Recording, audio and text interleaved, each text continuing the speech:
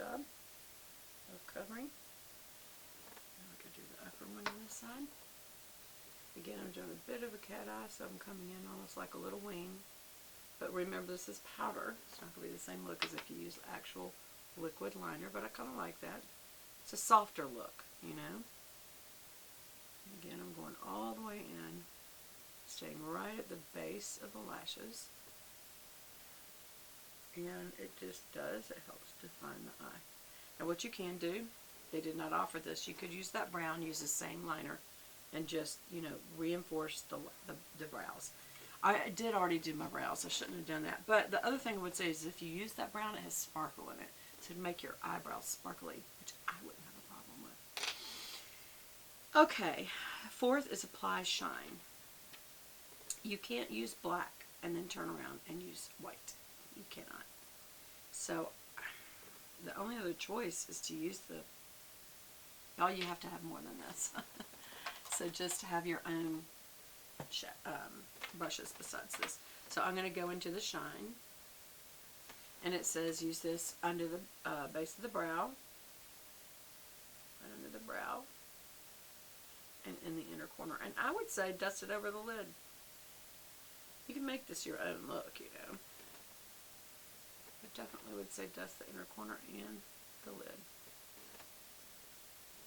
Not a lot of coverage. And it also just killed, I see why they say don't do that. Or they don't say to do that. This color is more of a champagne color. So for one thing, it kind of calmed it down. So I'm going to use this to blend out. Okay. But also, it got rid, because these are only powders and no creams, it got rid, when I went over the lid, it got rid of my liner. Okay, so now we'll have to add that back to have the liner look. Where is it? There we go. And I do want to do that, because honestly, I think that was a good look. To add that black powder. Instead of, I just feel like, frankly, it's a nicer looking liner than liquid. It's softer looking. Does that make sense? Why I'm saying that?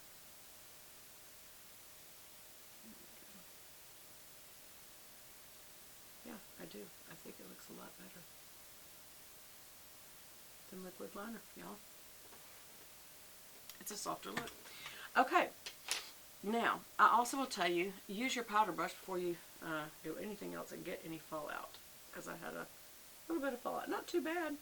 Especially considering we have not done any concealing and we have not done any facial stuff yet. That looks pretty decent. Okay, so now I'm going to tap this off just so no powder falls out while we use the other end of this brush. And that's the little concealer part. And remember, it has two colors. So, you know, it's going to be up to you out of these colors how you use them. They've got a nice little plastic piece that when you open it, it teaches you to put it on top.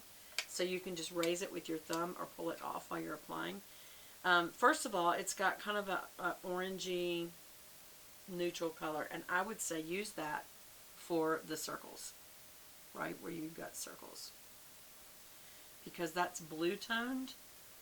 And that's what counters that blue color, is that orangey tone. And anywhere else where you feel like you have that. Okay, and then I'm just going to blend that out. Like I've got that on the end of my nose too. It's too red.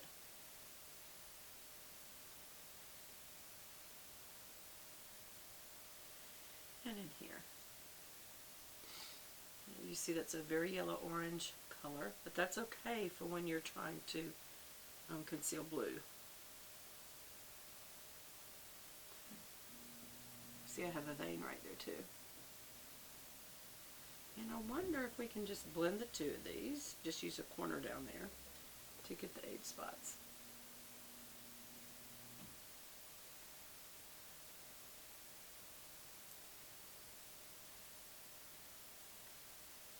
There we go. So I'm doing one dab in the orange, and then I'm going to the cream color on top of it. To kind of get a custom blend, that's okay.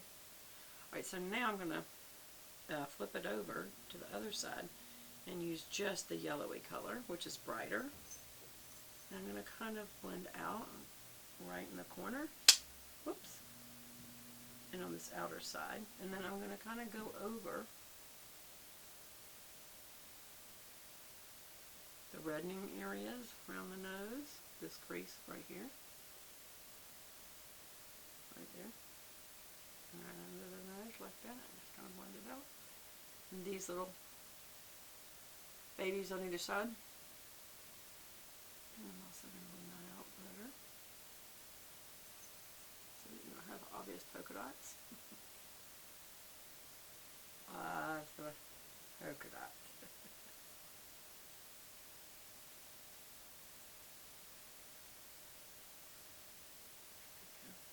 Okay, so what they aren't telling you now is this is small and you need your finger.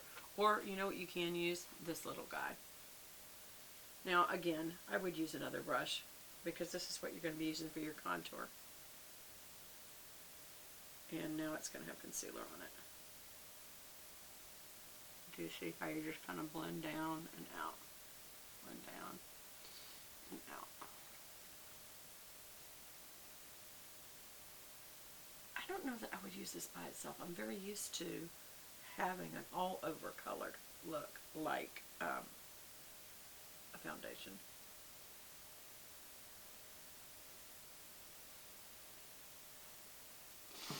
So, well, this needs a lot more blending out.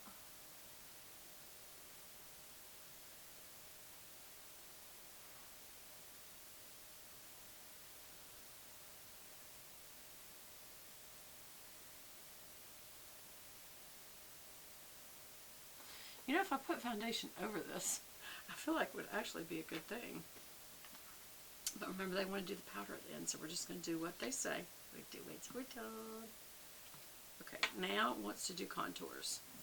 So we're moving to the face. And it says Perfector. We already did that. Step 3 is the contour. So contouring, they're saying use this brush. So let me just wipe it off since I've got concealer on it. I get enough of that. Because I'm going to be outside today, y'all, with a lot of people. I don't want to look yellowy.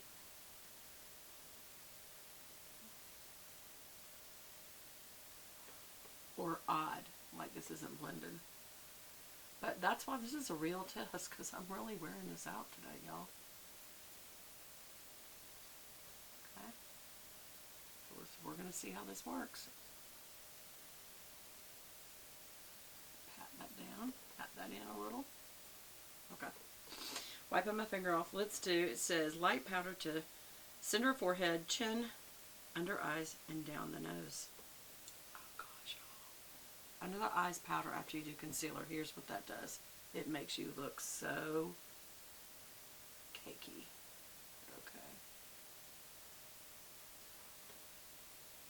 This ages you. I would not have done this. When you put powder over concealer, I know people say you got to dust it off, blah, blah, blah. No, nothing works. It just ages you. Down the nose. I do agree with that. Either side of it. And then where does it say? The chin. Agree, because there's a lot of pores there. One thing for it and the forehead like that. So you're making a white cross is what you're doing. And you're also changing this kind of yellowy, contoury color to be more of a beige. Okay? Well, we're supposed to do some. Alright, so then contour, dark, applied to your jaw, cheekbones, and around the hairline. Alright. Right under my cheekbones. Okay, this definitely needs to be blended.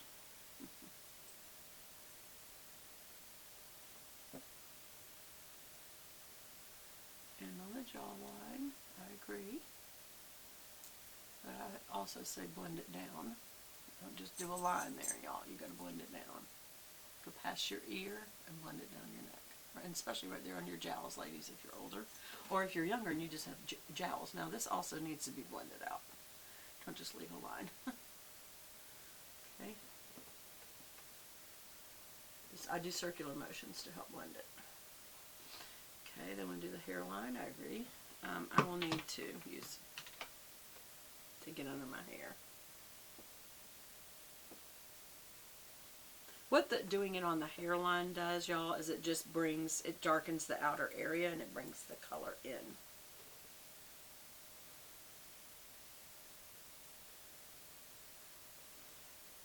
See how it looks like it's a shadow? Shadows bring your face in. Okay. And I also do a little V under my nose. Under tip of my nose, just because I have a long nose. Some people at this point would contour either side of their nose. That's an option. What else did they say? Oh, I didn't finish my other jaw. Now you see how I gave a line? That's great. And I would say also do a special line right on top of the jowl, but then you have got to blend this down or you will look very, very weird.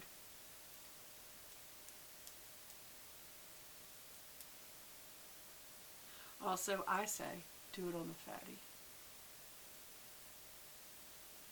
And blend that down. Also have a very pronounced and prominent chin, and so I dust the end of the chin and even come up a little bit. These gels. I don't actually have gels. It's just as aging, falling skin. Some people are born with gels. If you do, I suggest you contour them. But you don't have to do anything. You can like exactly what you're born with. That's fine. Okay, not too bad. Next, we're supposed to do blushing. So we're kind of done with this side of the palette over here. And we're now moving to this side of the palette. And we're fixing to change to probably part 3. And we're going to use the powder, the 4-5. It's used for 2 things, powdering blush and powdering foundation.